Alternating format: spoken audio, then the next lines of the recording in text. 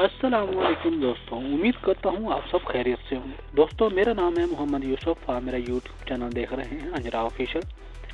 دوستوں، آج ہم بات کریں گے حضرت عیسیٰ علیہ السلام کا حلیہ مبارک کیسا تھا، بعثت اور رسالت۔ دوستوں، آگے بڑھنے سے پہلے گزارش ہے کہ آپ ہمارے چینل کو سبسکرائب کر دیں تاکہ ہماری ہر نئی آنے والی ویڈیو کا نوٹیفکیشن آپ کو بر وقت آسانی کے ساتھ مل سکے۔ دوستوں، چلتے ہیں اپنی ویڈیو کی طرف۔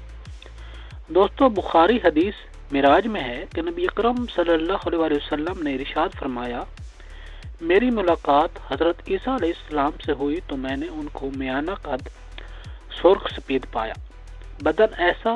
صاف شفاف تھا، معلوم ہوتا تھا کہ ابھی حمام سے نہا کر آئے ہیں، اور بعض روایات میں ہے کہ آپ کے بال کاندھوں تک لٹکے ہوئے تھے، اور بعض حدیث میں ہے کہ رنگ کھلتا ہوا گندم گوں تھا۔ بخاری کی روایت اور اس روایت میں ادا و تدبیر کا فرق ہے۔ حسن میں اگر صباحت کے ساتھ ملاحت کی آمیزش بھی ہوتی ہے تو اس رنگ میں ایک خاص کیفیت پیدا ہو جاتی ہے۔ کسی وقت اگر سرخی جھلک آئی تو صباحت نمایاں ہو جاتی ہے، اور اگر کسی وقت ملاحت غالب آ گئی تو چہرہ پر حسن و لطافت کے ساتھ کھلتا ہوا گندم گوں رنگ چمکنے لگتا ہے۔ دوستو، حضرت عیسیٰ علیہ السلام سے قبل بنی اسرائیل ہر قسم کے برائیوں میں مبتلا تھے، اور انفرادی اور اجتماعی عیوب و نقائص کا کوئی پہلو ایسا نہیں تھا جو ان سے بچ رہا ہو۔ وہ اعتقاد و اعمال دونوں ہی قسم کی گمراہیوں کا مرکز محور بن گئے تھے، حتیٰ کہ اپنی ہی قوم کے ہادیوں اور پیغمبروں کے قتل تک پرجری اور دلیر ہو گئے تھے۔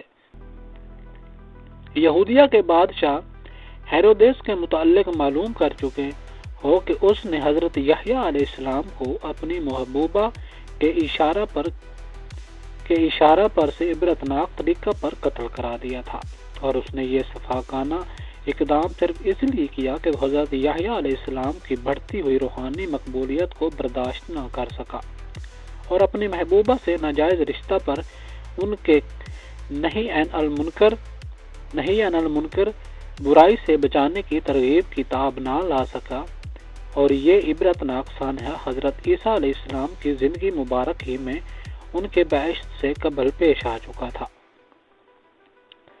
دائرہ المعافر انسائکلوپیڈیا البستانی میں یہود سے متعلق جو مقالہ ہے اس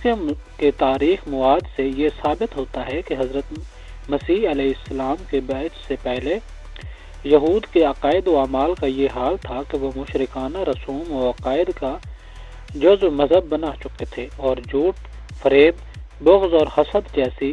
بد اخلاقیوں کو تو عملاً اخلاق کریمانہ کی حیثیت دے رکھی تھی، اور اسی بنا پر بجائے شرمسار ہونے کے وہ ان پر فخر کا اظہار کرتے تھے، اور ان کے علماء و احبار نے تو دنیا کے لالچ اور حرص میں کتاب اللہ تورات تک کو تحریف کیے بغیر نہ چھوڑا، اور درہم اور دینار پر خدا کی آیات کو فروخت کر ڈالا، یعنی عوام سے نظر اور بھیٹ حاصل کرنے کی خاطر حلال کو حرام اور حرام کو حلال بنانے سے بھی دریغ نہیں کیا، اور اس طرح قانون الہی کو مسخ کر ڈالا۔ یہود کے اعتقادی اور ملی زندگی کے مختصر اور مکمل نقشہ ہم کو شعیب علیہ السلام کی زبانی خود تورات نے اس طرح دکھایا ہے۔ خداوند فرماتا ہے، یہ امت بنی اسرائیل زبان سے تو میری عزت کرتی ہے مگر ان کا دل مجھ سے دور ہے، اور یہ بے فائدہ میری پرستش کرتے ہیں، کیونکہ میرے حکموں کو پیچھے ڈال کر آدمیوں کے حکموں کی تعلیم دیتے ہیں۔ بہرحال انہی تاریخ حالات میں جب حضرت یحییٰ علیہ السلام کے قتل کا واقعہ بھی ہو گزرا اور بنی اسرائیل نے خدا کے حکموں کے خلاف بغاوت و سرکشی کی حد کر دی، تب وہ وقت سعید آ پہنچا جس مبارک بچہ نے حضرت مریم علیہ السلام کے آغوش میں پیغام حق سنا کر بنی اسرائیل کو حیرت میں ڈال دیا تھا۔ سنرشت کو پہنچ کر اس نے یہ اعلان کر کے کہ وہ خدا کا رسول اور پیغمبر ہے، اور رشد و ہدایت خلق اس کا فرض منصبی قوم میں ہلچل پیدا کرتی اور شرف و رسالت سے مشرف ہو کر اور حق کی آواز بن کر آیا، اور اپنی صداقت و حقانیت کے نور سے تمام اسرائیلی دنیا پر چھا گیا۔ اس مقدس ہستی نے قوم کو للکارا اور احبار کی علمی مجلس، رہبوں کے خلوت قدوں، بادشاہ اور امرہ کے درباروں اور عوام و خاص کے محفلوں میں، حتیٰ کہ کوچہ و برزن اور بازاروں میں شب و روز یہ پیغام حق سنایا: لوگوں، اللہ تعالیٰ نے مجھ کو اپنا رسول اور پیغمبر بنا کر تمہارے پاس بھیجا ہے اور تمہاری اصلاح کی خدمت میرے سپرد فرمائی ہے۔ میں اس کی جانب سے پیغام ہدایت لے کر آیا ہوں، اور تمہارے ہاتھ میں خدا کا جو قانون تورات ہے، جس کو تم اپنی جہالت اور کجروی سے پست پشت ڈال دیا ہے، میں اس کی تصدیق کرتا ہوں اور اس کے مزید تکمیل کے لیے خدا کی کتاب انجیل لے کر آیا ہوں۔ یہ کتاب حق و باطل کا فیصلہ کرے گی، اور آج جھوٹ اور سچ کے درمیان یہ فیصلہ ہو کر رہے گا۔ سنو اور سمجھو اور اطاعت کے لیے خدا کے حضور جھک جاؤ، یہی دین اور دنیا کی فلاح کی راہ ہے۔ اب ان کے حقائق اور ان کے عواقب و نتائج کو قرآن کی زبانی سنیے، اور حق و ابطال باطل کے لطف سے بہرہ مند ہو کر عبرت و معزت